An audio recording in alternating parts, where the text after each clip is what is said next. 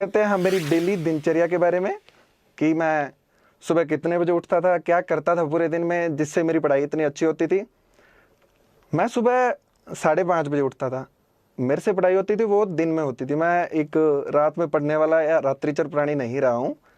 उसके बाद में एक चीज़ मेरी फिक्स होती थी, सुबह उठने के बाद में डेली एक्सरसाइज करनी होती थी।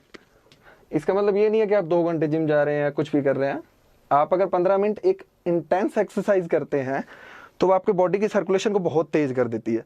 अगर बॉडी का ब्लड सर्कुलेशन अच्छा होगा तो हमारे माइंड को ज़्यादा ऑक्सीजन मिलेगी और हमारा माइंड पूरे दिन अच्छे से वर्क करेगा। उसके बाद में आपको एक हेल्दी ब्रेकफास्ट लेना है। हेल्दी ब्रेकफास्ट का मतलब है कि बहुत से लोग बहुत ऑयली चीज़ें खा लेते हैं, बहुत हैवी ले लेते हैं। लाइट सा ब्रेकफास्ट जिसमें फ्रूट्स हों, ड्राई फ्रूट ले सकते हैं, मिल्क ले सकते हैं। उसके बाद में अगर आप चाय कॉफ़ी कुछ भी पीना चाहें तो वो पी सकते हैं। आपको ये अच्छा सा ब्रेकफास्ट करना पड़ेगा। उसके बाद में मेरा शेड्यूल होता था कि मैं रोज़ सुबह 7 बजे लाइब्रेरी पहुंचता था। ये मेरा फिक्स था, मतलब 5-10 मिनट ऊपर नीचे हो सकता है, लेकिन जनरली ट्राई करता था कि 7 बजे से पहले पहुंचूं। 7 बजे लाइब्रेरी पहुंचने के बाद में मैं मेरी स्टडी स्टार्ट करता था।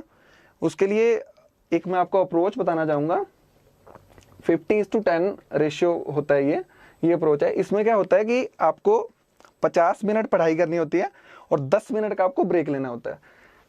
ये ब्रेक इसलिए क्योंकि साइंटिफिकली प्रूवन फैक्ट है कि अगर आप पढ़ाई करते हैं तो लगातार 1 घंटे से ज़्यादा आपका दिमाग थोड़ा एग्जॉस्ट हो जाता है। तो आपको करना है 50 मिनट पढ़ाई करनी है, ये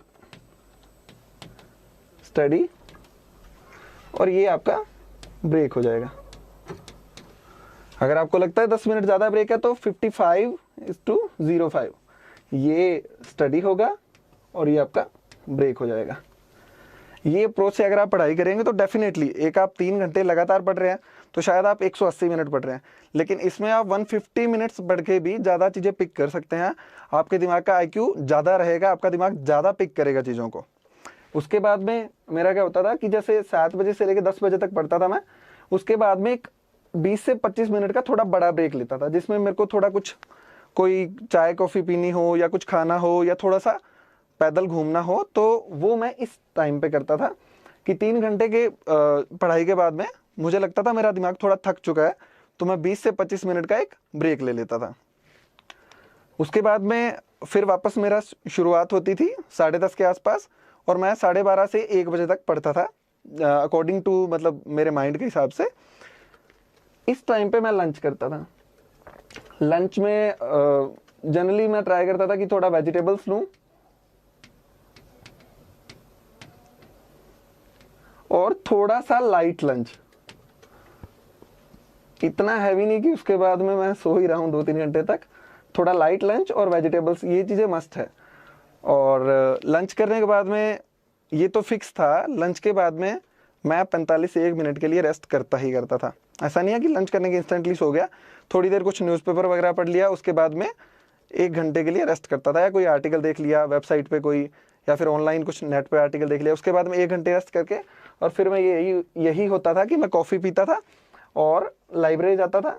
फिर वही मेरा लाइब्रेरी जाने के बाद 50:10 का शेड्यूल, और 3 बजे से लेके 5:30 के आसपास मैं 20 से 25 मिनट का ब्रेक लेता था, और ये शेड्यूल रहता था मेरा 8 से 8:30 बजे तक, यानी 5 से 5.5 घंटे तक पढ़ाई करता था शाम को मैं, और इतनी पढ़ाई सुबह दिन में करता था। ये करके उसके बाद में मैं जाता था मेरा डिनर के लिए, और 8 से 8:30 बजे के बीच में डिनर होता था मेरा जनरली।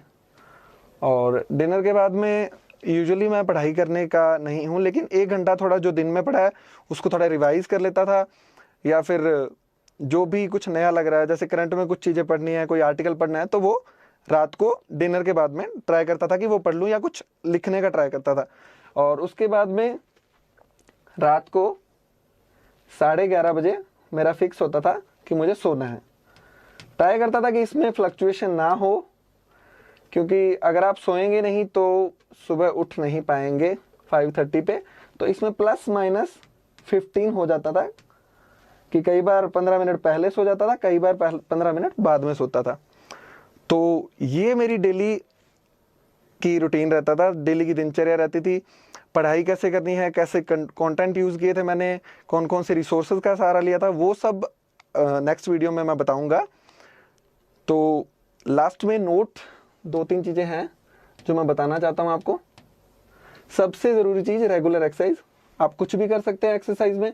आप एक कार्डियो सेशन कर सकते हैं, आप मेडिटेशन कर सकते हैं, या फिर कुछ भी। अगर आप जिम जाते हैं तो मेरे हिसाब से अगर ज़्यादा से ज़्यादा 30 मिनट्स से ऊपर की एक्सरसाइज ना करें तो सही रहेगा, क्योंकि फिर आपका बॉडी में पेन रहता है।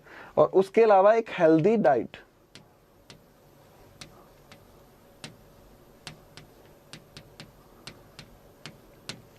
क्योंकि अल्टीमेटली यूपीएससी है वो माइंड का गेम है, तो आपको अपने माइंड को अगर आप हेल्दी रखेंगे तो आपकी पढ़ाई भी बहुत अच्छी होगी। और अगर आप बहुत ही ख़राब डाइट ले रहे हैं तो डेफिनेटली इसका असर आपकी पढ़ाई पे भी पड़ेगा। तो 2 चीज़ें सबसे ज़रूरी है, पढ़ाई तो करनी ही करनी है, उसके अलावा एक आपको रेगुलर एक्सरसाइज करनी है और एक हेल्दी डाइट आपको रखनी है। और अगर आप ये तीनों चीज़ें रखते हैं, कार्डियो, मेडिटेशन और हेल्दी डाइट, तो डेफिनेटली आपकी पढ़ाई बहुत ज़्यादा बूस्ट हो जाएगी। आप अपनी पढ़ाई में मतलब क्वालिटेटिव जो डिफरेंसेस होते हैं वो देख सकते हैं। ये मैंने खुद ने देखा था। और हेल्दी डाइट के लिए अगर आपको देखना हो तो जैसे गूगल पे, इंटरनेट पे आप बहुत सारी चीज़ें देख सकते हैं। Foods that are good for brain, foods are that makes you active all day. इस टाइप से अगर आप कुछ लिखते हैं तो आपको बहुत सारे फूड मिल जाएंगे, उसमें से कुछ चूज़ कर लीजिए according to your interest, according to जो भी आपको सही लगता है वो फूड आप कर सकते हैं। बहुत ज़्यादा कॉस्टली भी नहीं होते, तो